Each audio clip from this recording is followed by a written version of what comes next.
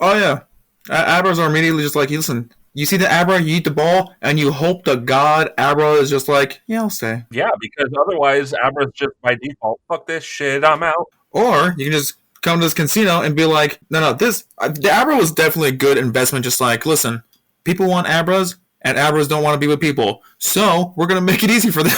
Abras are Sagittarians. They're Sagittarius. They're like, I can't stay. I have commitment issues.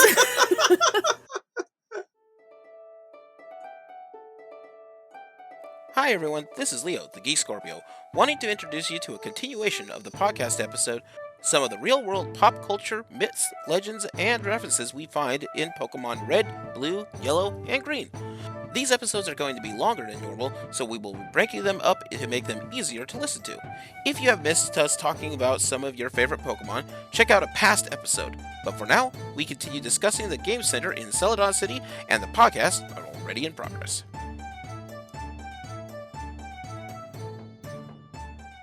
And we back.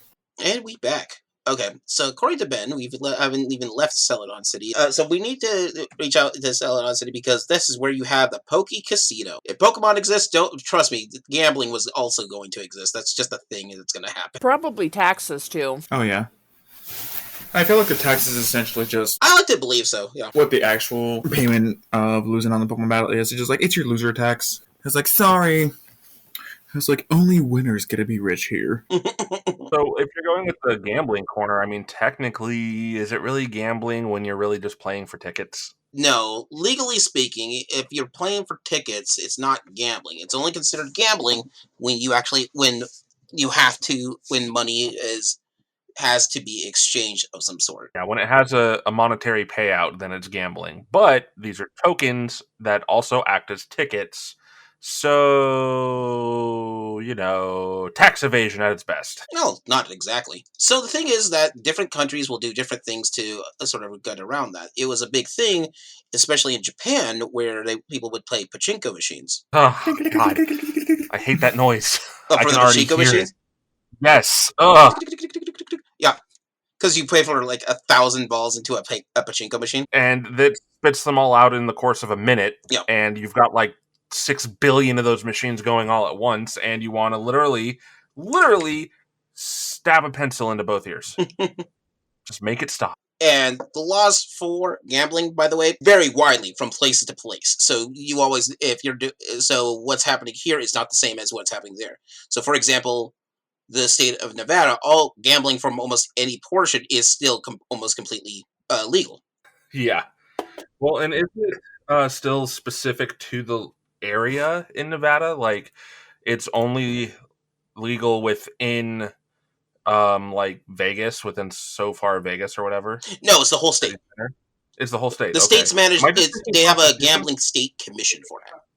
I am thinking prostitution. Thank you. Yeah, that's prostitution. Yes, also legal in Nevada, which is very well established. So here's the fun fact: in order to do that prostitution like that, there is large regulations towards that, and there has to be physicals that are done. Yeah, they got to get checked like every week for venereal disease and stuff, and it's like covered by medical and shit. It's very bizarre how interesting and intricate it is. Yeah. But, so back to casino. So here's the thing. With the pachinko machines, this is more towards how you would do it. A pachinko machine would give you a reward ticket. You take the reward ticket and you exchange it for a reward prize. Typically a bar of some sort, like a plastic bar with an engraving on it. Then you take that plastic bar with an engraving, you go down the street to a person who will exchange the plastic bar for the engraved bar for cash money. Because now it's the way that the Japan sees it as isn't you gambling for for X amount of cash. It's you gambling for this prize, and now it's just a prize that you can sell. And so with that, you can sell it at this other place, and they give you money for it. Now this is where things have to be exchanged and such, because also and I'm not going to get into this too much just because of how deep we can get into that. This was the big issue with loot boxes. Because loot boxes is gambling because you're paying for a chance to get a thing.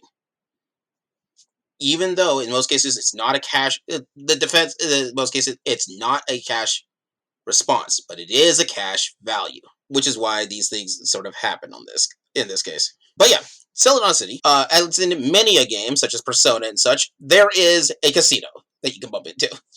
And this is casino. Isn't the game you will do like just slot machines? I believe it is just slot machines for prizes in this. I'm fairly certain that is the case. Yeah, then you can gamble just like how many in a row, or like how many in a row you can try to get, or like up your odds on that.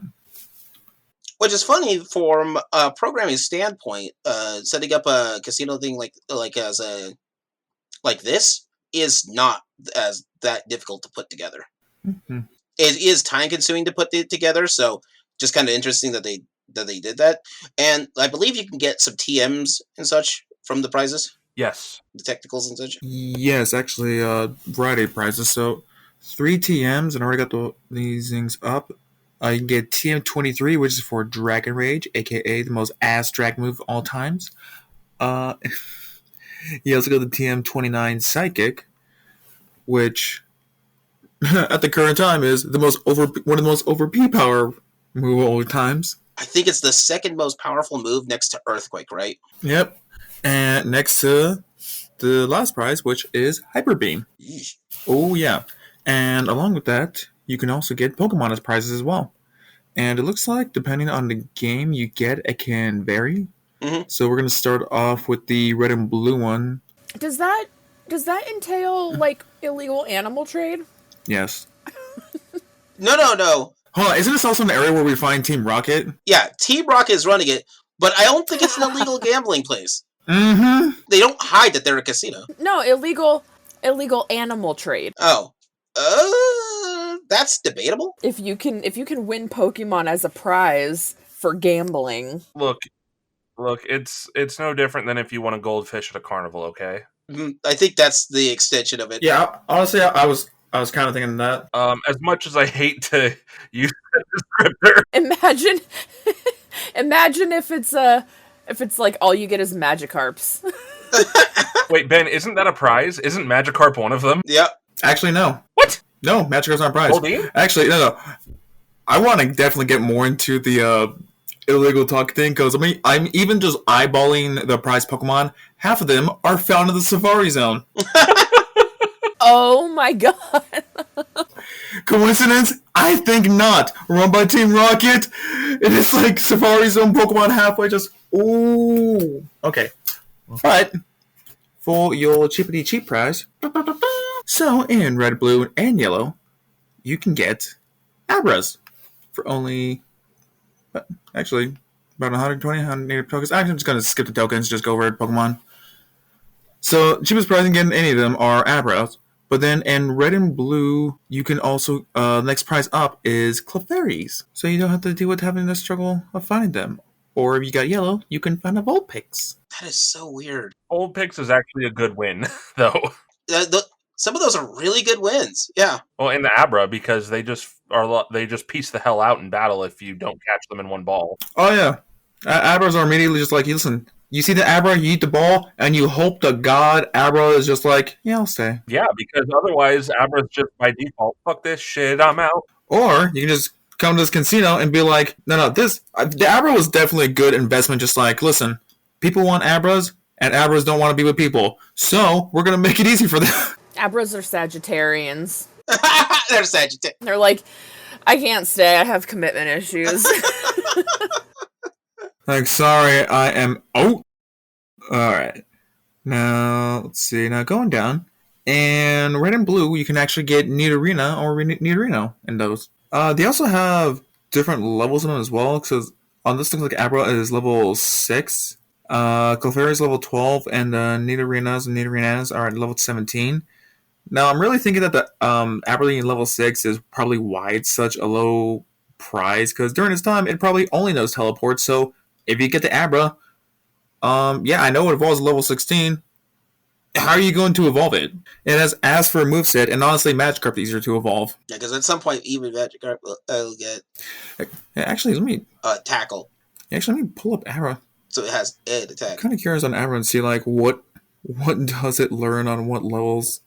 But yeah, Abra has a teleport, so this is an easier way to get that Abra. Yeah, well, and teleport's actually really handy, too, if you don't have fly. Mm-hmm. Oh, yeah, and you just want to, like, just get out of an area? Yeah, just peace out, gone, done, over it. Oh yeah, but actually, I'll even look at it. Abra does not learn any moves at all. It just knows teleport. That's all moves it knows. Whoa! Okay, how about its TM accessibility? Oh, its TM move pool is phenomenal. Okay, so there's your trade. Keep playing, get more tokens, get the TMs for your Abra that you just spent money on. Oh yeah. Yep. But then also you got to know just like, okay, but is Abra compatible with this TM? That's debatable. Because mind you, just like, every Pokemon also has a limitation on what they can and can't learn. Yeah. But yeah, if you can learn any offensive ability, that's all you really need. Oh yeah. There's lots of people, me, Jay, for example, we just went through this game with like, what? I don't need to put them to sleep or these status moves. I'm just, whatever puts them down is putting them down. That's all I need. Alright, well, Brandon, in order to pull off your little strategy, the only TM you can even use on that would be Psychic, so better save up 3,500 coins next time you go into there. Ouch. Instead of using that to get yourself, I don't know, Nidorinos, Clefairies, other Pokemon. I do love this casino aspect to it. All right, you can come in here and you gamble, and one of the easiest things you can get is an Abra. But if you stay in this gambling casino, you might be able to get some of these other psychic moves. That's how they get you. They get you trapped in that casino. A psychic move for an Abra, and it's like, we'll make it really expensive because honestly, even look at this list. The psychic is more expensive than most of these Pokemon. That was just a business strategy. That's a middle finger is what that is. Now, if you are playing Pokemon Yellow, though, instead of Nidorinos and Nidorinas, you could get a Wiggly Tuff instead. Oh, weird. Like, already evolved, don't gotta deal with Jigglypuff. Well, actually, that kind of makes sense. If you want to hold off on, because to evolve them, you'll have to burn a Moonstone. So if you just want to hang on to it. Oh, that's right. I forgot about that because you only get one Moonstone in this entire game, don't you? Not just one, but they are one of the harder ones to come by. Yeah, and the thing is, like, especially in this game, the Moonstone is actually used quite a bit because it's not just Jigglypuff, but you also got Clefairy, you also got both Nidorans. Mm-hmm. And, I mean, even just getting, like, one Moonstone is already hard as it is. Yeah. That's the thing. So you may just want to do this just to save up one more Moonstone. But I do know there's enough Moonstones that if you get one of every single Pokemon in this game that can evolve for a Moonstone, there is one Moonstone for them for each throughout the whole game. So it's just hard to get them all. Yeah. This is the part where we start going to Safari Zone territory. And on the prizes for Red and Yellow, we have Scythers, and for Blue, you can get a Pinsir. So let's talk about Scyther and Pinsir real quick then. They're both bug Pokemon, right? Yes, they are. Okay, Scyther is definitely a praying mantis. There's no question about that. Nine. It's got that whole arm thing that praying mantises do. And I think Pinsir is a beetle. Yep. And Scyther looks like a Pokemon that will have cut, and it does have cut. It'll cut you. Well, I mean, you have to teach it cut. Otherwise, I think it's Cross Scissor. Nope, Cross Scissor doesn't exist yet. For a Cross Scissor, we have to wait at least 4 generations. But a nice fun thing, especially with Scyther, is that yes, you can learn all the cutting moves it could ever want. I mean, it can't learn an actual bug type move, but yeah, that's a future problem. According to the book, the Scyther might actually be more related towards ninjas, which I see that. Mm-hmm. And that would easily be like another inspiration from them as well. Actually, it's probably why their arms are also shaped like kamas, which is just like a common farmer's tool that was adopted by ninjas. Actually, I wonder what Scyther's Japanese name is. It's Strike. Its Japanese name is literally just Strike. Now, Pinsir, on the other hand, is basically a giant beetle. Oh, yeah. And it's like, well, you got 2 options of really hardcore bugs that aren't as squishy as the other ones. You got the Speedy Cutter, and you got the Strong Crusher. Actually, even looking through its moveset, it ends up also knowing fighting moves as well. Mm-hmm. Which actually is... I mean, aren't beetles also known for constantly putting, bug fights out in Japan as well? Mm-hmm. You can do bug fight things. That's not an uncommon place in there. In Mexico, they'll do scorpion fights. Oh yeah. That sounds mean. I didn't say it wasn't. Oh yeah. No. I mean, this whole game kind of revolves around animal cruelty. So at this point, being mean is just let's just we just kind of maybe we're gonna have to be middle mean when talking about these podcasts. Most of these Pokemon, I don't think instinctively want to fight. Well, except for Hitmonchan and Hypnolink, that they totally want to kick you in the face. That is they're 100%. That is what they want. That's what they do. They are literally a fighting type. They want to hit you. Hitmon you. Hitmon you. I mean, there are some situations where just like, no, they don't want to actually fight. They do it as a form of just like meditation or exercise, just to zen out their body. Mm-hmm. But then you got the ones that will literally just travel in packs and just like, oh no, we will literally start like fighting each other, and whoever is the weakest, we will disown them and they're kicked out the pack. Mm-hmm. And then this is not including the fact that most of these Pokemon have crazy movesets. I mean, if I don't stand up to the Kadabra and the Kadabra, they're just going to hypnotize me and leave. And that's not even counting Hypno. And then Drowsy is just going to come by and just like, ooh, look at this wonderful napping trainer. Be really shame if he had their dreams eaten. If you want a Pokemon who totally does not want to fight anyone, Snorlax. Oh, I love Snorlax. Snorlax is literally napping on the road. Snorlax just wants to hang out. They're like, yeah. He just wants to hang out. He's chill. He takes a nap. That bro just wants to nap. But yeah, so Pinsir is basically a beetle, and from the sort of lore is that the Pinsir and the Scyther are made as a parallel to each other. So they do the opposite of it. Pinsir will pinch and use and try to grapple you. Meanwhile, the Scyther is going to cut you. He will cut you. Or will cut you. And that's before he learns cut. It's gonna get gut pitch. And that's also very highlighted in movesets as well. Because Scyther also ends up learning moves like Slash. And actually, I just pulled up Pinsir's one. He's got stuff like Vice Grip, Seismic Toss, Guillotine. Mm-hmm. It's like that one was just meant for Pinsir. It literally says like, a single hit knockout attack learned only by Pokemon that have large Pinsirs. But yeah, nothing too big of their names. Most of the alternate names for them from other countries is also Pinsir. The Spanish version of Pinsir is Pinsir. So is the German, and the Italian name is also Pinsir. Well, then you got like Scyther, who's just like Striker. There's a lot happening in this casino. And actually, so in Red and Blue, Scyther is exclusive to Red, Pinsir is exclusive to Blue, but in Yellow you can actually get both of them in there.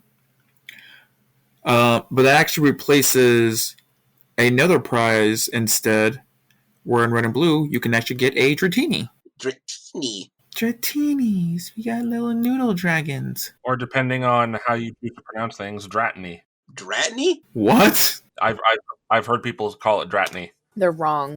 Apparently me saying Magikarp isn't so bad anymore. Okay, I was kind of wondering just like what... I was wondering just like why are you excited about how I'm pronouncing Dratini? Martini. Because like it's spelled just like Martini. Well, that's, the whole argument of Rattata versus Rattata. See, I understand that one. Rat-a-tat-tat, rat-a-tat-tat-tat, hey. Ratata! Rattata black. Ratata! Magikarp. Magalicarp. It's like we're gonna have an exclusive, just like give me 30%. How badly can we botch every Pokemon name? Very much so, but I'm not gonna do it today. If I can avoid it. Will be sued. But yes, Dratini. Dragon! Dratini isn't the only dragon in this game, isn't it? It is actually at this point. It's the only dragon! It is the only dragon. It's the number one dragon with the only dragon line, the only dragon move. Dratini to Dragonair, and then Dragonite, right? To Dragonite. Dragonair is the best. Oh yeah. We, my wife and I, we have a shiny plush. I like how even looking at Cetabi on the information, just like, where to get Dratini? Everything says Safari Zone, just like, oh, really? So, doesn't even mention that it happens in there. It's almost like someone just took it out of its home and decided to sell it for their own personal profit. But we're not going to talk about that. Illegal Pokemon trade. It's like the people that are super good at crane games. Let's be honest, I believe even in the original anime, there was a lot talking about Pokemon poaching. And I was like, man, they did not pull back on that one. Oh yeah, Pokemon poaching was a thing. Like I think even Officer Jenny has pulled a gun on like Ash because she thought he was Pokemon poaching. She definitely stopped. You gotta get a Pokemon license to be able to catch Pokemon, and you follow the legal Pokemon rules. You need a tag in order to go and get this thing. Mm-hmm. You need to fill out this paperwork, pay a fee, and have a 2-day waiting period, and blah blah blah blah blah blah. I'm sure it's Which kind of makes sense with all these animals that can do what they can and can't do. You kind of want to make sure that whoever is getting them is responsible for them. except the rest of the world isn't Mhm. because they're giving these things out to 10-year-olds. What kind of gun control do you think they have? None. You just use Pokemon. I'm 10 years old. Here's a Charmander. It'll spit fire at everything. Oh, that's true. I mean, like, if Officer Jenny has a gun, you'd think, But so I guess their gun control is very good.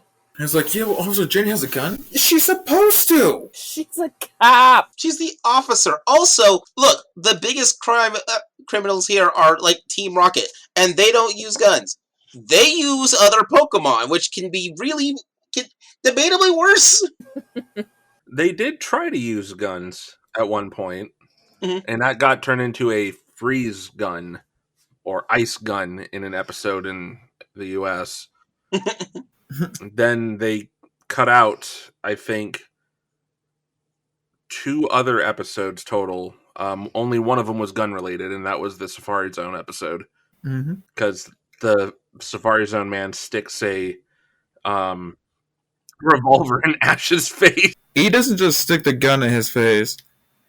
It happens over and over, and then he legit constantly shoots at him at Team Rocket over and over. They deserve it, though, to be fair. Oh yeah, but in all fairness, this guy was actually supposed to be in. After I heard about it, I ended up looking back, found the episode, watched it, and like I cannot see it now. He's supposed to be a parody of Clint Eastwood. Yeah, I can see that. His design is very much Who? Clint Eastwood. Clint Eastwood. Like the good. No. Which Pokemon? No, not the Pokemon. The dude shooting at Ash in the Safari Zone episode. in the Safari Zone. It was an episode's banned in America because, like, you know what? Maybe we shouldn't have someone constantly pointing guns at 10-year-olds and constantly shooting teenagers that go into criminal organizations. What? Seems legit. Sounds fake. All right, I've got to make one little correction. We call it a casino, but officially in the game, it's a game corner or a game center. Yes. What are you doing in a casino if not playing games? Okay. It is a casino. But yeah, there's a good chance this game corner it's just a front for Team Rocket because you can fight Team Rocket in there. Prop. It also leads underground, right? Yep. Like behind the poster. Oh, yes. Yes, because remember there's some sort of Team Rocket grunt to stand in front of it, and you can't get past them, I believe, until you beat the gym. A game. Oh yeah, there's a gym in this town. We should really talk about that one real quick. Oh, we're actually still not even... But I think we've done Oh, we're not done what we can with this game corner. Actually, we're not. Or is there more? Oh, a game. Yep. Yeah, a game! We'll get to that game soon enough. It's a Homer Simpson thing. No, we only have one more. The ultimate prize from every game corner, unanimously decided, is Porygon. Is what? Oh yeah, this is where you get Porygon, isn't it? This is where you get Porygon. Wait, didn't Porygon have the had the seizure episode? Yes. Yeah, Porygon's the one with the seizure episode. We've got to touch on that one. Ah, yes. Now we can talk about it. The second banned episode of the show. Yeah, because it caused seizures. Like one of the many banned shows from Pokemon, besides for gun-related violence or people thinking that... There were 200 undiagnosed epilepsy episodes, all that occurred during that airing period in Japan. Mhm. Supposedly. So, I'm not gonna lie, that's a pretty hard one to dodge, you know? So the Porygon episode, I forgot what it's called though. It's Let's Go Porygon, I think. Mhm. Let's Go Porygon, I think. Yeah. So the Porygon episode is the episode that was famous and had to be banned because Electric Soldier Porygon. Electric Soldier Porygon. Yeah, thank you. And what happened was when it came out, it was aired in Japan, and because of how the flashing lights that came during, and it wasn't even Porygon who did this. It was Pikachu, right? Yep. Pikachu electrocutes Ash, and the creates a strobe light effect when they animated it. But that strobe effect was enough to stir up a lot of people's what is it? Epilepsy. Epilepsy. Flashing light epilepsy. They had epileptic seizures. Like, the weirdest part about that story is the first time that they aired it, after they got the reports on the news replayed that episode to show what they were talking about, which caused it a second set of seizures. Amazing. Yeah, so that kind of emphasizes even more that it was indeed the episode. Honestly, I kind of wish I was able to find this episode to watch it, because I want to know what happened. Because wasn't the whole premise like they were stuck in cyberspace to save Porygon? So do you want to find out if you have epilepsy? Watch this. I mean, I'm down for a non-surprise epilepsy test. I feel like I've been to a few raves. Hey, how can we test a bunch of people's epilepsy? I got an idea. It'll be fast, and it'll get through the whole... That happened in when Cyberpunk 2077 was first released. They do this thing called a brain dance. I mean, it's still in the game, but there's a section where you have to do a brain dance. But when you do the brain dance, it actually has, like, they have a visor that they wear, and there were flashing lights. And apparently, CD Projekt Red actually studied what blinking pattern effect causes epilepsy. I don't know if they studied it or did it intentionally or whatever, but that same pattern they used for the brain dance thing. So they were unintentionally causing seizures in people. That's horrible. Now, if you're curious, no. While playing the game, it does not cause seizures. That's literally just the animated does that. Yeah, not the game, not the Pokemon game. From what I understand, it's the only episode that is banned worldwide because of that. And for many places, they won't even show an edited version of it just to, avoid the risk of someone getting a seizure from that episode. If the ratio is correct, there's about 1 in 4,000 people can suffer from photosensitive seizures, and within nearly 4 million, with a population of 4 million people watching the show, you kind of raise the odds that someone's gonna get hit with this. But yeah, that's the episode on that. Oh my! Also, is the only Pokemon that I couldn't figure out how to catch because I didn't want to waste that much time at this casino. Well, now you know why you couldn't catch him, because you had to waste all that time at the casino. People who want to complete that Pokédex really had to earn it. Mm-hmm. You gotta shell your cash on this one. It's what if you end up going broke at the end? Well, I guess you're never going to complete the Pokédex. You're going to have to start all over. Game Shark. That is wrong, sir. Game Shark. Cheating at a casino is wrong. I mean, so is Pokemon poaching, but we don't mind that either. You can't count cards and you can't count Pokemon. Hey, they're stealing from everyone else. I'm going to steal from them. And Porygon is a weird-looking Pokemon, but ultimately not nearly as powerful as for how difficult that it takes to get that Pokemon, which I always thought was kind of funny. I love the sweet, sweet variety of Pokemon that exist. On a great premise that is, some of them are great, fantastic to just have. Some of them you got to work really hard in order to get them. Some of them you got to work really hard to get them, but they're complete ass. I checked this off my Pokedex. Now you're going in the box. Absolutely nothing about them is even worth catching. It was but I thought we were gonna go on adventures. It's with you, not with those stats. But I evolve via friendship. Ah, yes, and my friends need to know their place. Yes, friendship. Huh, more like friend shit! Get back in the box. Get back in the box! Also, before we leave this casino, yes, I'm going to keep calling it a casino, because A, it's easier on me, and B, that's what this kind of is. It's just what it is. Depending on what version, where you were in the world at the time when you purchased this game, this place had a second game called the Voltorb Flip. It's a card flip game, a mini game. But it was only available to the Western audience, so us here in the US. and Korean audiences. Huh. For some reason, it was only available for those ones. And there's not really a reason. I remembered that game. It's a card flip game, and there's not really a reason why not to put it into the other versions. Like memory? No. So it was actually kind of interesting. Like a memory game? No, it wasn't a memory game. So imagine this. It was like 5x5 on cards, and every lane has a Voltor with a number on it. And it's like, okay, this is how many cards in this lane are like safe. And you got to keep flipping cards. It's more like Minesweeper. Mm-hmm. So like it just gives you like a grid, and it's just like, oh my god, I know how to cheat at Minesweeper. yeah, yes. Oh my god, I love this one because I absolutely killed it when I was playing it in Johto, and would just buy everything after I would just stay in the game corner for the longest time. But it was like, okay, because once you figure out the system, it's actually like super easy to do it. So I was like, all right, this one's safe, just like, okay, F you. It's like, okay, cool. I would win all the time, but I would win enough times to make some profit. Mm-hmm.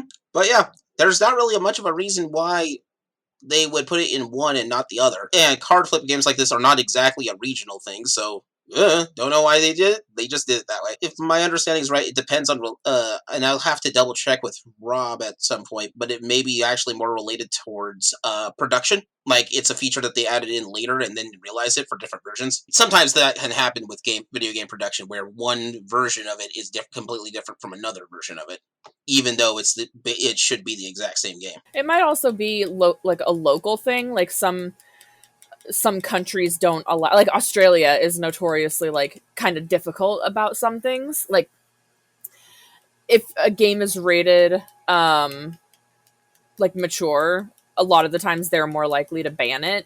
So people or like game companies will remove aspects of like that aspect of a game for that market. The so like Penetrator bat from Saints Row. Like what one? The Penetrator. The giant penis bat. AKA the best weapon in the game. Oh. Yes. But then also like in Silent Hill Homecoming. Yeah. In Silent Hill Homecoming, there's a scene with a drill that goes through someone's face that they cut out. But so it might be something like that where just certain countries don't, I mean, I don't know what kind of, or like which countries wouldn't allow a card game, but listen, that might be part of it. It might be part of it. There's different rules for different sets for different countries and nations. Like, what is it? Left 4 Dead back in the day had a heck of a time trying to get itself over to Australia because of how, in Australia, it's not the violence that's bad, but it is the gore factor. Mm-hmm. Australia is really tough on that, and you can actually be banned, or you can actually like be fined, like criminally fined for playing those games in Australia. Yeah, and there's different regions that have different weirder ones. Back in the day when the cartoon for Teenage Mutant Ninja Turtles came out in '87, I know this one. They had to ban the first season of Teenage Mutant Ninja Turtles in England because they had a rule about displaying billy clubs in the what's considered a billy club in England, and so because of that, the entire first season's banned because of Michelangelo's weapon, which is nunchucks, and that is counted as a billy club in England. I know that it was also not necessarily banned, but censored in some regions where they actually changed the name to Teenage Mutant Hero Turtles because the term ninja implied assassination or something. So murder. It had to go through a whole lot of weird growing pains on that one because of it. But yeah, localization isn't all just translating for it or marketing that way. It could just be that they have to readjust entire portions of the game just to make it work. But yeah, so it could be just something regionally like that. It probably is like some more regionally like that on it, especially since America is such a big country, especially compared to most other ones. They're not going to say no to trying to appease that kind of demographic audience. So it's like, yeah, we'll make some adjustments just to get over on this. The only thing that's weird about this, though, is the fact that the adjustments, the adjustment of the card game is not originally in the original Japanese version, which is weird because normally it's they make it for their home country and then they adjust it trying to export it. Yeah, that one I don't know what they were thinking. Maybe they were trying to appease to more people to think about. Just like, oh, check out this other game in there. It's like, Could be. or they just think that just like Americans are just like filthy gamblers in every way. Just But yeah, that's the only part of that one that's weird, is that the home country is the one that is missing the extra stuff. Because typically all the stuff for the home country is the one that everybody gets, and they adjust it for everything else. Moving on from there, we could finally go to the gym. is there anything else left in this casino? Is there anything left in the casino? I think we thoroughly went through this casino. Nope, those were all the Pokemon, all the prizes, all the TMs, and yeah, in every aspect of the way, they say like, hey, you want the greatest prize of all is trying to catch this useless Pokemon with a lot of money. Gotta say business. Gotta say business. Alright, so moving on, let's head over to the gym of this town, which is kind of weirdly opposite of it. The grass type gym. What type gym? It's a grass type gym. What? Grass type. Oh, grass type. Grass type. Grass type. It's a grass type gym in Celadon City. The gym leader in that is Erica? Yep, it is Erica. And trying to go through the list and see what grass type Pokemon we haven't talked about yet. Because I think we've hit most of them. most of them. Tangela we didn't do, though. No, this is actually the first introduction to Tangela. It's essentially just walking sentient vines. Yep, just a ball of walking sentient vines. And you know someone's going to make a hentai joke with this one. It's going to come up. I mean, between that one and Lickitung, there's been some... That's the one. It's in the name, kind of. There's been some. Tentacles. And Tentacruel and Onyx and Closter. There's... Listen, enough creativity. You can make a dirty joke with any of this. Yeah, let's not. The dirty Pokemon. No. The dirty secrets behind this Pokemon will blow your mind. Sorry, that's a BuzzFeed article title, right? Or no, Kotaku, excuse me. Yeah, but actually going through the games, if you're playing Red and Blue and you choose Charmander, this would actually be your first introduction of Ivysaur. Because, Ivysaur? Yeah, because going through, Oh. some of the trainers actually, one of the trainers here actually does carry a Bulbasaur and an Ivysaur for battle. Yeah, actually, they're not even the only one. There's two of them that actually have Ivysaurs. Ooh. I wanted to get back to Tangela real quick on that, because there's been a talk that I think Tangela might be an Eldritch Nightmare. Or is it because no one actually knows what Tangle looks like underneath all the vines? I think that's Tangrowth. You can see two big eyes, but that's about it. But it also has feet. I would argue Tangrowth is worse because he is much larger and has much more tentacles. Maybe it's just like a little black ball. Maybe. Just it actually is that old 80s cartoon when people are hiding when the room gets dark and all you can see is a pair of eyes. That's what he is. Oh, I was just going to compare it. I was going to compare it to Legion from Symphony of the Night. No, Legion's a whole different move. I'm always imagining now it just looks its actual body just looks like a soot sprite. Like from Spirited Away. No, it's just an Oddish with a lot of dreads. It's an Oddish that accidentally was born with goat head, so it just kept tangling vines until it just became its own Pokemon. It's like, well, I guess I can't evolve to a Gloom anymore. A unique subspecies has been born. But Tangrowth is not in this game. That's true. No, we gotta wait. Let's see. Kind of deep in. It's Gen 4. Gen 4, yes. We'll get back to you, Tangrowth. But yeah, that's about it as far as I got for Tangela. Not much other than the weird Eldritch Nightmare, possibly. But I like Zombiehand's answer with that. It's just eternally two eyes inside a dark room. Yeah, just a little black ball, two eyes, and then he just surrounds himself with vines. But yeah, then there's also Ivysaur, you said? Yep, Ivysaur. For anyone that plays Red or Blue and chooses Charmander. Huh. Wait, is it just Red or Blue that Ivysaur shows up? No, they show up in yellow too. I only say that because Red and Blue, of course, you get the option of choosing a trio. And since the whole thing is always just Gary always chooses the one that's strong against yours. It's like, okay, so if you end up choosing the Bulbasaur, odds are you're always the Ivysaur, and then you're the guy that chooses the Squirtle, Gary's going to choose the Ivysaur. So what if someone chooses an Ivysaur? It's like a Charmander. It's like, what if I never see what an Ivysaur looks like? And then you go into Celadon. It's like, there it is, the infamous Ivysaur, the plant bulba plantiness. And it's a flower now. I feel like Ivysaur is definitely one of those Pokemon that looks like it's going through some sort of teen phase, though. Ivysaur is the one that's going through a teen. Look at it, though. Look at it. Just like Bulbasaur is all cute and adorable, and then you just got like, Big Daddy Venusaur. Then there's like super awkward Ivysaur that didn't want to show up to the party, but they just scowl the whole time while they're there. It's not a phase, Mom. It's like, I swear to God, I'm not a poison type because I'm actually a toxic Pokemon. It does, but it does help.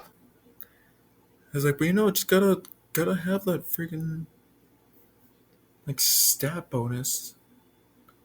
But yeah, upon all that going through, looks like you'll. Apparently, the French name of it is Herbizarre Herb. for Ivysaur. What? Herbizarre from herbs and bizarre. Weird herb is essentially what it translates to. Huh. All right. Well, we know that Herbivore. Le Ivysaur is Le Herbivore. Le Herbivore. And this is one of the few ones that you get to play as in Smash Brothers. Oh, that's right, because Pokemon Trainer has it as like one of its rotation options. Now, Venusaur is here to stay. Venusaur knows what it's all about. And by then, the flower on the back of it is fully bloomed. It grew into a full-grown tree. But upon going through that, most of the trainers that you'll end up finding here will have Bellsprouts with bells, Oddishes, Glooms. We got one beauty trainer with an Execute. Okay, this is the first time. Execute's probably one of the weirder ones. Execute is basically what? A pine tree? A walking, talking pine tree covered in eggs? No, that's Executor. Oh, that's Executor. That's its evolution. That's right. Execute is its pre-evolution. The one that looks like eggs, but upon actually what I found out is that they're actual seeds that look like this.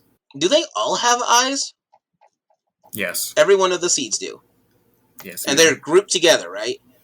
Yep. Okay. Like they're not eggs, they're seeds. Brandon, this is the one like Legion. Which one? Execute. Oh, okay, yeah. A small army of egg seeds coming at you. And there's never just one. It's a whole group. Oh no, they always come in a horde of 6. Hordes of 6. Yeah, and they just It's a horde. Yes, they all just come together. I think they missed the opportunity to do a Zerg Rush on this one. Yep.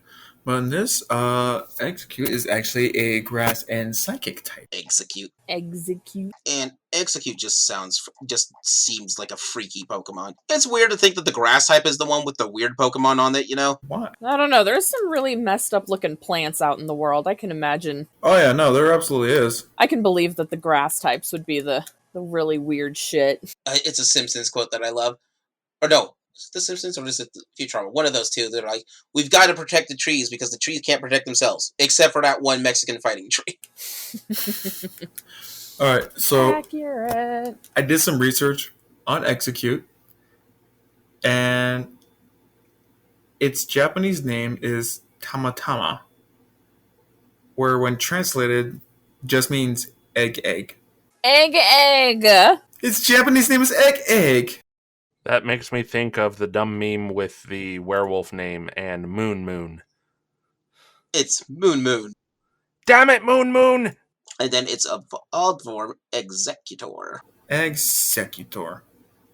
But I think for now, let's go over. Yeah, because you'll bump into Executors more in the Safari. We'll bump in later, and whatever Pokemon we don't miss by the very end, we're just gonna highlight the ones that just didn't get any love. But at this point, after all that, you are up against Eric, which comes at you with the introduction of Tangela, a Victory Bell, and a Vileplume. Yep, Eldritch Horner, Erica. Yep, and actually, let me... Look, now that I think about it, being attacked by a giant dragon-like creature like Charizard, not so bad anymore compared to this one. And it's like, but plants, though. It's like, Nature, you scary. Nature, you're scary, man. So, I, I think so far we've talked about Weeping Bell and Gloom Yeah. before, but we haven't actually gone to like a deep dive of their evolutions of Victory Bell and Vileplume. Vileplume we did, because Vileplume is related to the corpse bloom. When did we see Vileplume beforehand? No, we talked about it a couple of gyms back. Okay, so this is probably the first time we've actually like seen a Vileplume then. Mm-hmm. Because Okay. this is the first time you'll see it, but we've talked about Vileplume. Okay, cool. But quartz plants, though.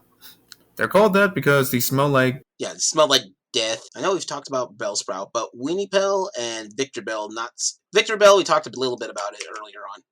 Because Victor Bell is the one with which looks like at least to me, like a type of Venus type flytrap, but it not. No, so I remember, yes, we were starting that conversation, and then that just kind of led us to start to talk about Erica and all that. Okay, so, but while we were on that, remember earlier we were talking about how, in the verse, I was how every gym leader's name is a pun.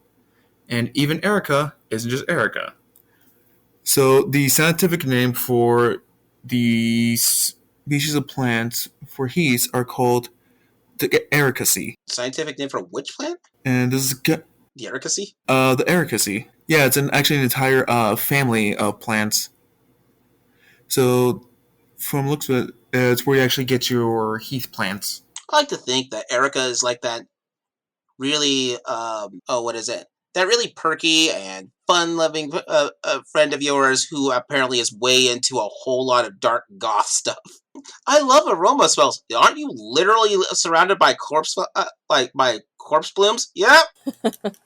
Actually, I think in the anime, it wasn't actually she just super into just like aroma, like smells and just like wonderful stuff like that.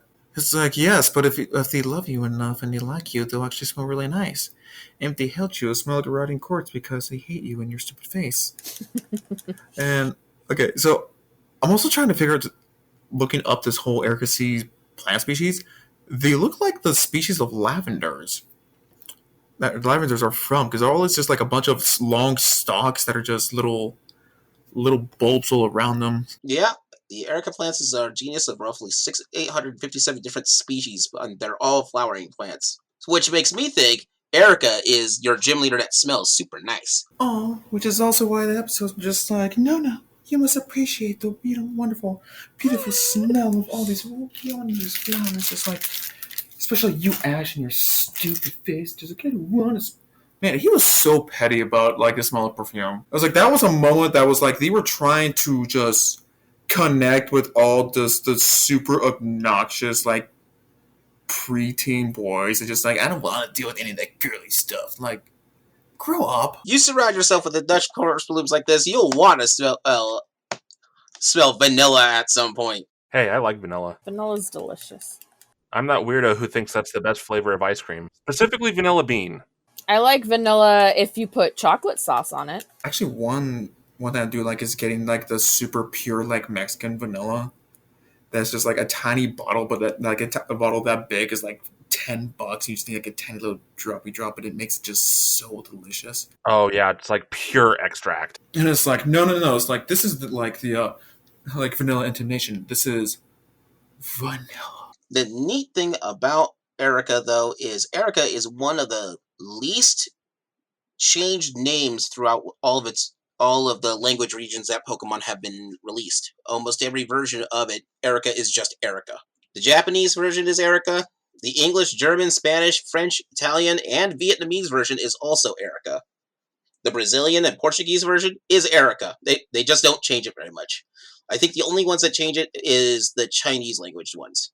And Korean, which is into Minwa. You know, I have to think that one of the reasons it doesn't change that much, of course, you know how, of course, whenever they do change the name of the region, it's always because like it has something that language in it. But since Erica is even short for a scientific name, which I mean, like science names, no matter what like country or region you go to, they normally don't change at all.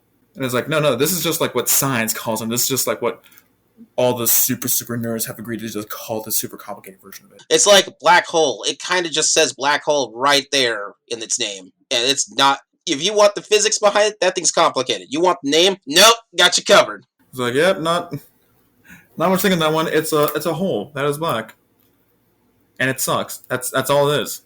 Done. Nailed it. A solar flare. A flare from the sun. Nailed it. Okay, now the other plant, Victory Bell. We did touch on a little bit. So remember when you were talking about the whole Venus flytrap? That's actually when. Yeah. So I did end up finding some episodes talking about like grass type Pokemon and just like the wide variety of plant species you can be with them. So Venus flytraps are not the only carnivorous plants out there, and going that like nom isn't the only strategy apparently. So Victory Bell is what is known as a pitcher plant, and so what actually happens is that while like they're actually shaped like that because they have like a special almost like acidic liquid inside there, and it causes like a fumy pheromone that just kind of comes out of it. Oh yeah, I know these type of flowers or plants. Yeah, and so if the bugs are come by, it goes over just like it gets kind of smelling, and then it gets stuck inside and just sort of just like dissolves inside of it. And actually, even looking at Victory Bell, there was one thing I always thought that was kind of funny about it, and well, now that I know that it's a carnivorous plant, it finally comes full circle because I remember Victory Bell's design always had like that one extra leaf just hanging just right above its mouth. Oh, the cap leaf, yeah. Because Yeah. when a bug gets caught into these type of flowers, that's the thing. That top leaf will cover the whole thing and just let it. You're right, Liz. Grass plants are scary sometimes. Mm-hmm. But I think what I love is that also looking at that, it's like, Victory Bell's just kind of like the plant equivalent of an anglerfish with that little extra little cap leaf on top. And it's like, oh, look at this little delicious little leaf, just so scrumptious and just. It's like, oh, why? Oh man, like a snack and a hot tub? Oh, it's a really hot tub. Ooh, spicy! And like, then fucking Victory Bell is just nomming at Weedle, just going, delicioso. And that's it. That's the end of this. So yeah, Erica might be the scariest of them, of the Gen 1 gym leaders. And I was like, listen, we have people with rock snakes, we have people with psychic starfish and rats that can essentially power a whole city. But this girl with her kimono and the wonderful smelling plants, she's the scariest of them all. So with that, I think that's as. Do we have anything else left on Erica? Nope. Actually, going through. I do want to point one thing I do find kind of funny though. So that she's the sweetest of all the Pokemon trainers, and yet probably the most lethal. The irony of that is not lost on me. But this is just more of something I find just kind of funny because we all know that Yellow is more Pokemon Yellow is more based on the anime than Red and Blue. So in Red and Blue, on both of them, she has the same team with family lines. Tangle's in both, but the thing is, in Red and Blue, she has Victory Bells and Vileplumes, but in Yellow, she only has a Weeping Bell and Gloom. A Weeping Bell and a Gloom. That's kind of weird. Like, yeah, and the alleged, like, supposedly possible hardest version? I don't know. Is Yellow supposed to be the hardest version of it? No. Yellow is actually the easier of all the versions, from my understanding. So, Yellow becomes the easier of the versions because the fact that, unlike the other ones, you can't pick and choose your starter. You get Pikachu. Pikachu is only starts off in the hard. Will get rough once you get to Pewter City because Pikachu is electric type, and Pewter City Brock is ground type. But after that, Pikachu will just mess up Misty like nobody's business, and so it has a small dip but you got to remember that Pikachu is also a grass type, and so even if it doesn't have its electric one, by the time you get to Brock, you might actually already have some of its grass and normal attacks. So you're not out of the arts. And the fact that you get all the other starters gives you a wide variety to play with. Yeah, arguably Yellow is actually the easiest of all. And it's because you get all of the starters. And especially once you got like the entire, just that whole well balanced gang just to go around, because even when we're going through around, it stays pretty consistent, and you don't really get more of the unique types like grass, water, and fire until like mid to late game. Mm-hmm. Whereas you can get a Charmander, a really big fire type, before you deal with before you can deal with Erica, and after you deal with Misty. Right. Ignore the fact that it looks like a dragon but isn't a dragon. Poor Charizard. But yeah. So I believe now we can move away from Celadon City. Finally, after all this time. Okay, so from Celadon. From Celadon City, it's going to be a straight trap through Route 16. Yeah. I think the only new Pokemon at this point is the doduo, which I think is just an ostrich. Could be an emu. Or an emu, yeah. One of those really big flightless birds. Emus are fucking evil, though.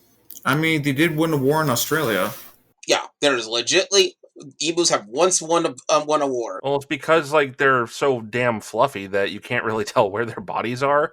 Plus, they do not... Wait, what? Yeah, their body muscle structure is like such a way that even if they do like take a bleeding wound, that they do not bleed much. So them bleeding out is not a common thing. There's some species of animals that is a thing. Bleeding out is not... you find that more commonly with, I think, lizards, though, right? It is more common with like reptile-like creatures, but emus are just fucking weird, man. They're like the demon ostrich, and an ostrich is already a demon, so you know. Ostriches are really just velociraptors. No, those are chickens. No, they're the pocket-sized velociraptors. Yes, a dinosaur in your pocket. It's called an egg. That's sometimes called breakfast. That is frequently called breakfast, sir. Oh my god, we eat dinosaurs. We do. You didn't know? They also fuel my car. And my chicken nuggets. And cheeky. Oh man, yes. Those chicky nuggies. And actually, even doduo's name in every other language is kind of similar on it. In Japan, it's dodo. French is doduo. Dudu. I never used a doduo because I didn't find them very appealing because they had no specialty typing that I could see. And it's really just like, by this point, they're like, what, the third, fourth normal flying you come across? And these ones can't fly. Careful here. Flying, come on. Oh, no. They're still flying type. As a matter of fact, they can fly. No, I refuse. That's why they can... I just refuse. They can learn... I believe they can still learn fly. I'm pretty sure you're right. Yep. But it upsets me. They still learn fly. Yeah.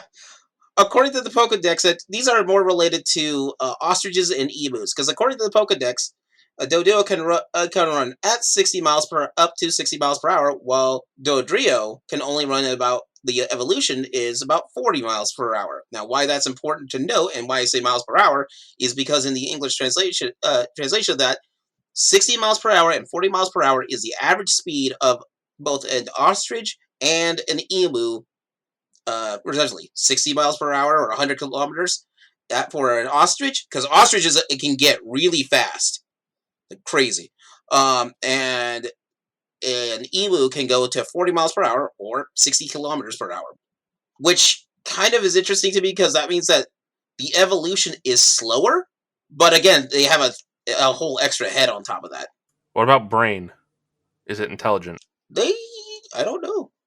It kind of depends on how you see it. So, if you think that this is freaky in nature, in the San Diego Zoo, famously that they have one of the few and only two-headed snakes. And I don't know if that snake is still around. But yeah, someone caught in the wild a two-headed snake and presented it over to the San Diego Zoo. So the thing is that it's a two-headed snake, but they gave it to the zoo for study. And they found out that because they thought it was a brand new species, and it's not. It's just a creature that happens to be born with two heads. In like and so that's why they wanted to double check on that. But they essentially, because of its two heads, its name origin is pretty, and the way it looks, its name origin is basically based upon the dodo bird and duo. Dodo for an extinct flightless bird, and duo because it's two heads. The worst part is we missed out on the dodo, but not by very many years. Wait, seriously? I think they went extinct in like the 70s or something. What? Yeah, that's how they have an actual legend of how they went extinct. I think a sailor or a couple of sailors got trapped on this island and fed on them. Yeah, I was gonna say, weren't they like delicious or something? Mm-hmm. They were super rare and they were very delicious, but there was only one place in the world that they had, and those guys didn't have the foresight to allow them to continue breeding. Yeah. Oh, the dodo is now making me sad. Although I do love the idea of this, they evolved from essentially an ostrich into an emu. And why do I love that thought? Because an ostrich just is native to parts of Africa, but they run in places. An emu, on the other end, has won at least one war. Now, I would have thought it would have been like the other way around, since like the emus are smaller. Because I've actually come across emus and ostriches in real life, and oh my god, I've had to get escorted to go onto an ostrich farm before. Escorted to an ostrich farm? Well, the dude had like 1,000 ostriches. Oh, that's a lot. That's too many ostriches. Oh yeah, no. Apparently, Idaho is home of the third largest ostrich farm in all of America. Okay, Damn. that's new. Yeah, that was I thought that was pretty cool too. Just like, oh damn, bro. But it was funny because it's back when I used to work at a rent-to-own place.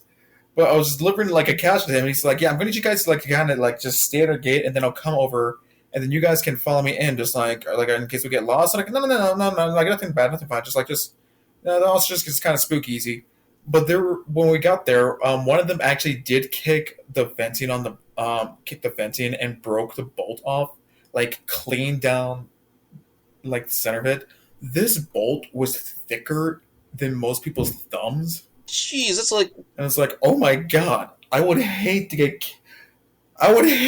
kicked by you. But after like the third time I had to go to this dude's house, I just had to ask, "Is like, can I pet your ostriches? Like, please." I was like, I wanna know how they feel. Apparently, their meats are very the way it was described is like, imagine a poultry red meat. Oh, that's a weird. Right? I do know that a single ostrich egg is something like 3 pounds. It's 3 pounds. It's something like once cooked, it can easily hit 2,000 to 3,000 calories for that egg. There is one restaurant in California which has an ostrich farm right next door. So they have like an ostrich egg challenge. It's you and your friends to see how fast you can eat this. You have to team up to eat this omelet. Oh yeah, I've seen that challenge. Liz, you want to go team up on an omelet? Yeah. Nice. Like, fun fact too, ostrich eggs are actually the largest, roughly, I believe, that any egg can be. Like, mathematically speaking? Yes. Like, physically and mathematically. They can't be larger because they can't sustain their own structure appropriately. So even dinosaurs, their eggs were not much larger, if any larger.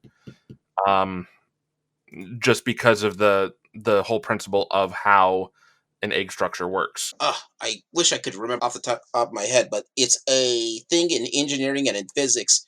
Essentially, once you hit you have the mass can't support itself because of how large it is. Correct. Yeah, that's exactly what this is. And I think the ostrich eggs are almost the size of bowling balls, or maybe a little bigger, but not by a huge margin. So, I mean, when you think about it, like literal monstrous creatures that once existed came from something that was like the size of your head. Actually, I think what else I learned is that ostriches also grow extremely quickly. Because what I've heard is that when they're born, they're actually about a foot tall. Oh wow! But then when they're fully grown within the same year, and it's like, okay, so stand next one, they come to like 6.5 feet tall. It's like, so you're telling me this little like junior is going to get the kind of growth spurt just shoots like a couple inches every month, and calls it good. Just like, all right, I'm done with all my growing. Can you imagine that work for humans too? Just like when we were born, just like after like 1 year, we're already fully grown. Just like, oh, okay, cool. Look, we're all gonna grow, and then we're all gonna shrink. I mean, it's the way it works. Like Betty White used to be incredibly tall, and then by the end of things, she was like not. Gravity is um gravity causes people, once your bones don't have as much density to keep you tall anymore, you start to shrink. Get more calcium. That's what calcium's for. My mother's lactose intolerant, actually, so she has to take supplements. Because it's just funny because like I know she's shrinking because I stopped growing and I am getting taller than her. So All right. So we'll move away from the doduos and the dotrios in this case.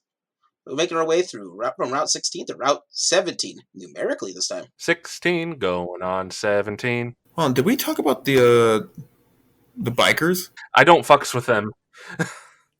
No. Because the thing on this is Route 16, 17. One of them also doubles as the biker route. I think isn't it by now you can get the bicycle? Yeah, because you get the bicycle 2 towns over.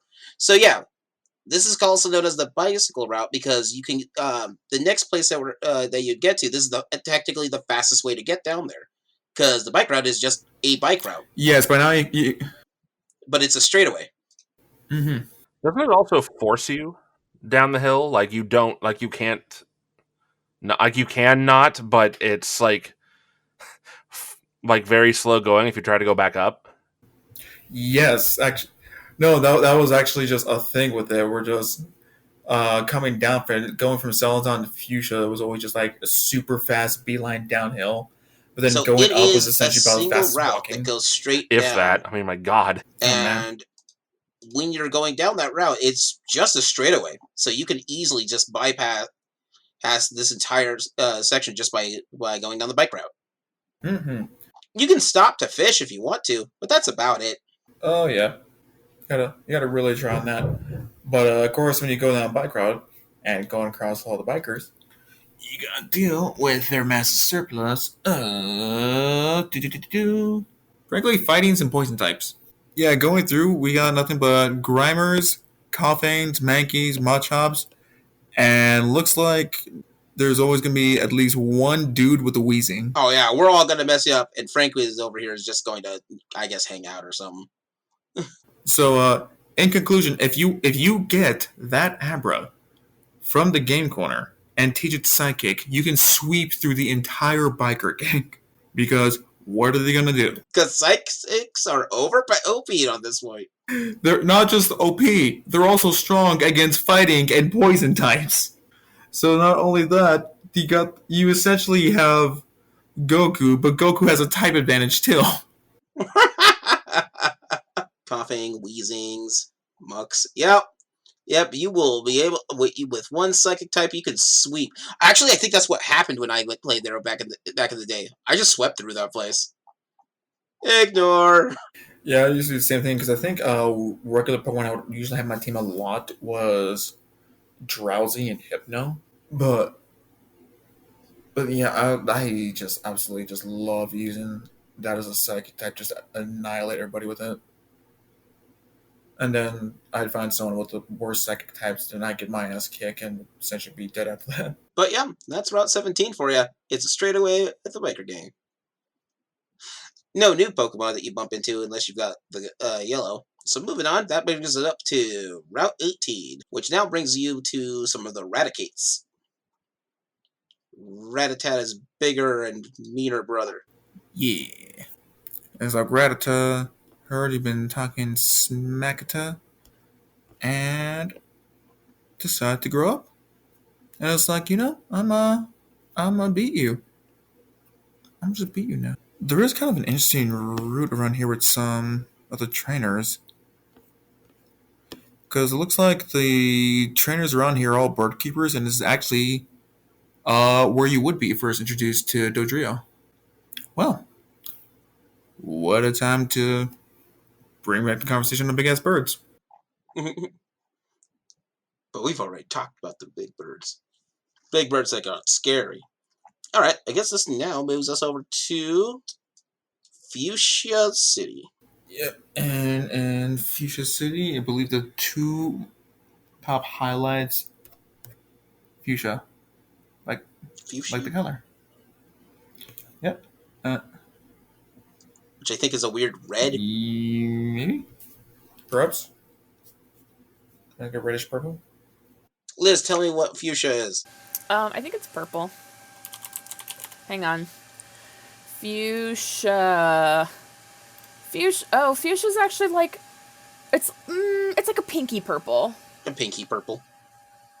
Yeah, it's purple, but it has a lot of pink in it too. Here, I'm gonna link a picture of fuchsia. Ah. Jesus, that thing's bright. Yeah, fuchsia's pretty bright. But see, it's like purple, but then it has like it's got enough pink in it that it's like an in-between. Well, welcome to Fuchsia City. Okay.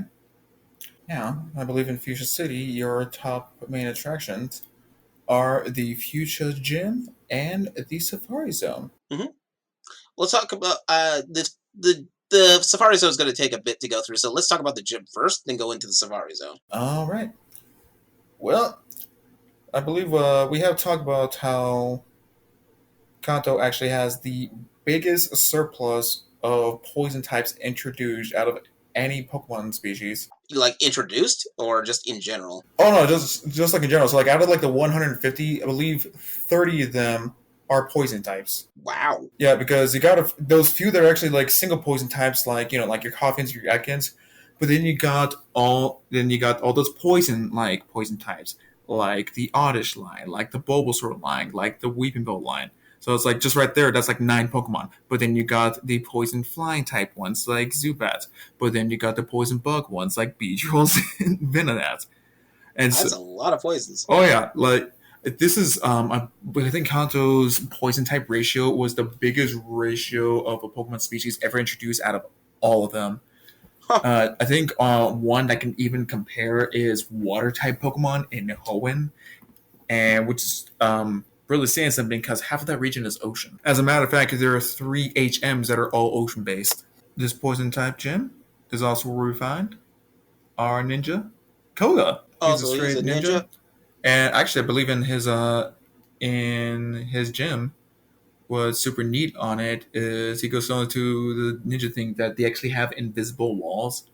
So you have to somehow, because when you walk in, all you see is just him and trainers surrounding him. And so it just looks like it's a straight shot, just like, no, it's not a straight shot. You actually have to like go around, and because of the route you have to take, you actually end up battling every single one of his trainers until you get to him. Now I'll get to okay, I'll fight you up. Now I'll get to come on. And it's like okay, there's a wall here. I'm just gonna walk around this line and guess I gotta fight him now. Balls. So one thing things that are interesting is that in this gym, there's quite a few poison Pokemon just hanging out. Very interesting about this gym. Not a single trainer has solely poison types until Koga. Oh, so there's like they just have other, which is weird to say because there's so many poison types in the game. Yeah, and I remember there's PokeTuber MNJ TV. I loved listening to his series on just him just talking about the types and how they grew. Just like Kanto's kind of ironic because for having such an abundant amount of poison types, you do not show that variety in the actual poison gym. As a matter of fact, there are more psychic Pokemon like introduced in here about as much as a poison type Pokemon. Matter of fact, there's even ground type Pokemon here too. Yeah, I just noticed that. So it's like you got one dude with a Hypno, then dude with the Drowsy Kadabra, then 3 Drowsies and a Kadabra, and then you find a trainer with poison types and 2 Arbok, which is just Cobra backwards.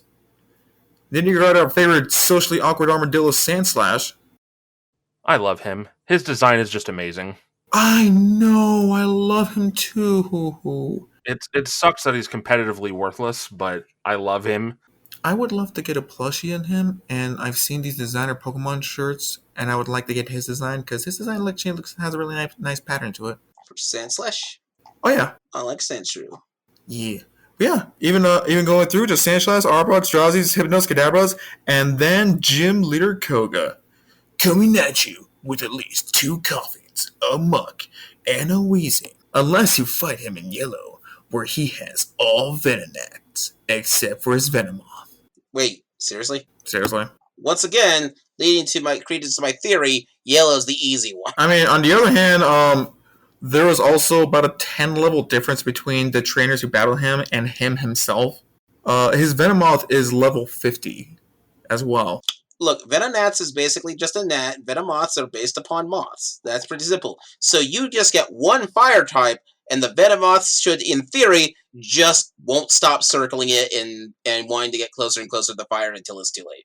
And what if you don't have a fire type? Then you have failed. Or if you have gotten this far without a single fire type, you have personally decided to ignore every fire type Pokemon.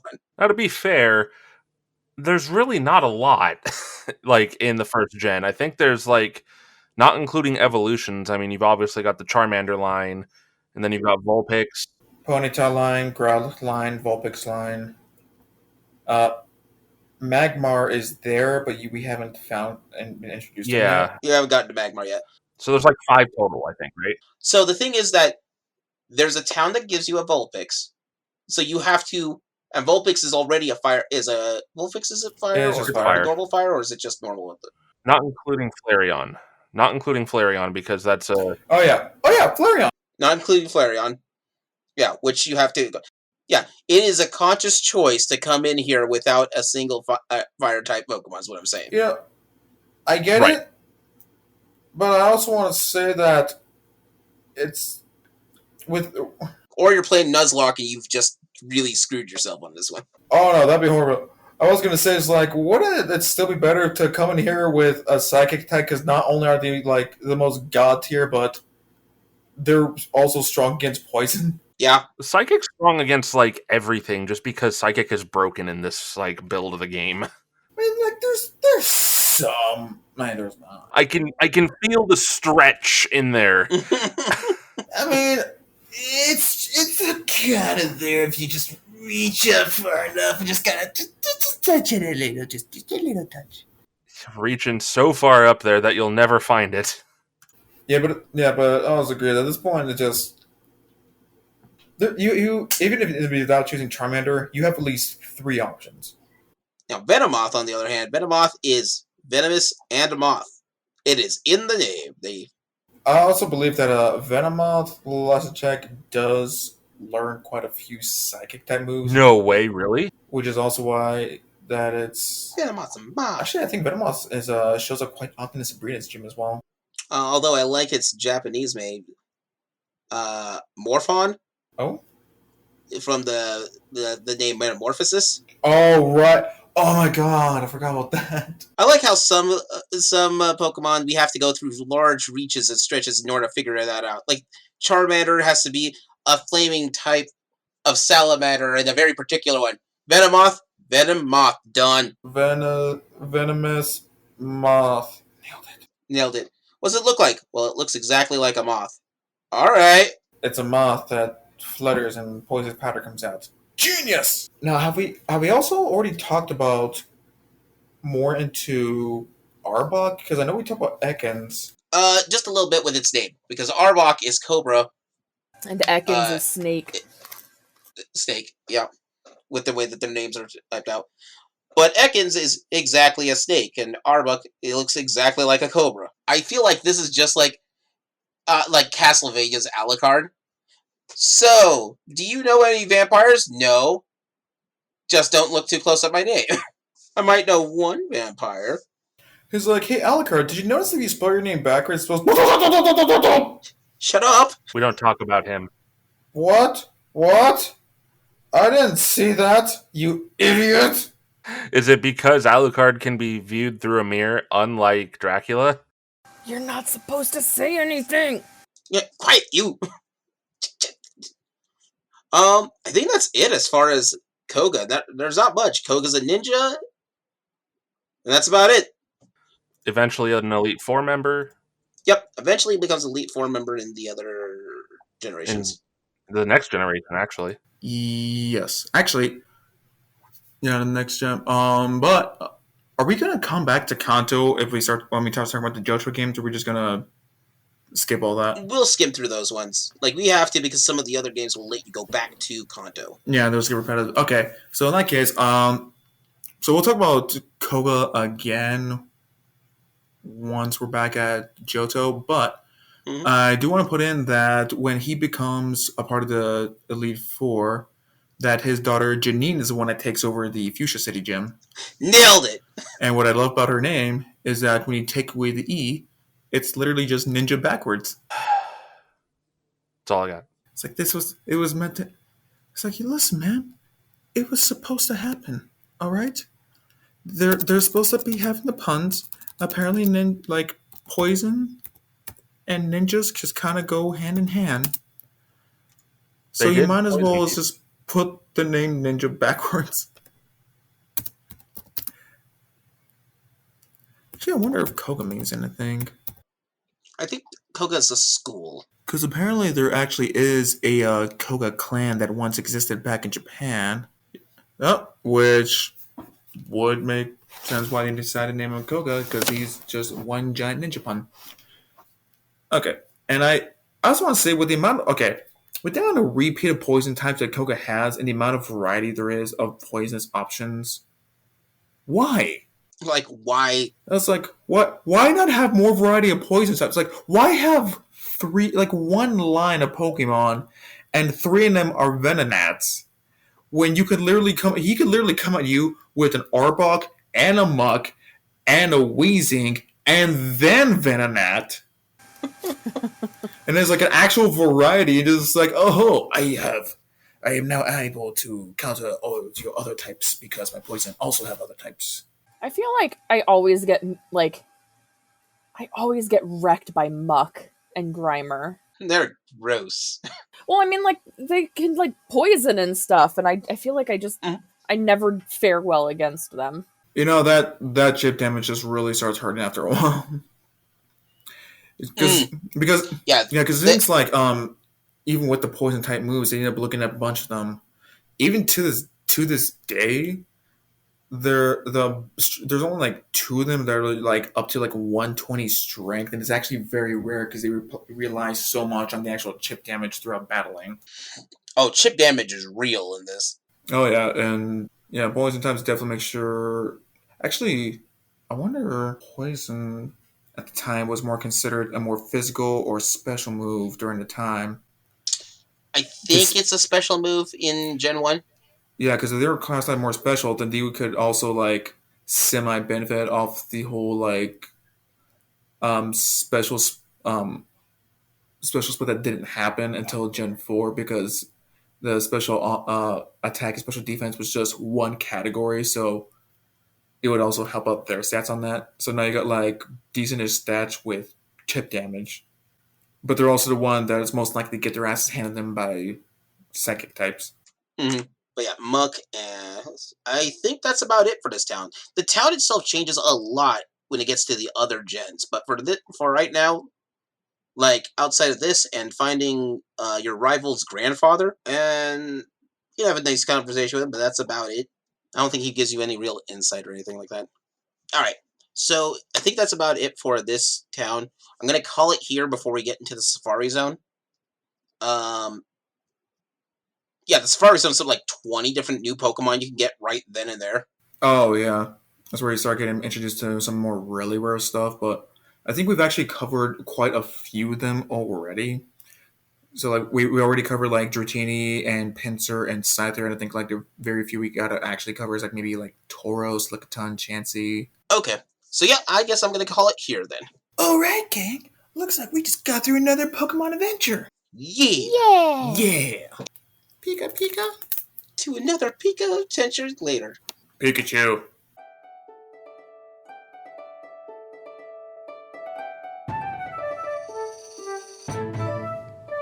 Gaming Theater Podcast is hosted, created, produced, and edited by Leo Garcia, the Geek Scorpio. Our music is A Drinking Game. Stock media provided by Stormwave Audio /Pond5. Our cover art is by Adam Parker. You can find him at ParkerGFX on Twitter. If you want to send us some financial support to help with producing things for Gaming Theater, you can do so at patreon.com/gamingtheaterpresents. It helps us out. Want to send support that doesn't hit your wallet? Please leave a review with wherever you hear your podcasts and share our podcast with your friends. It really helps out. Thank you for listening.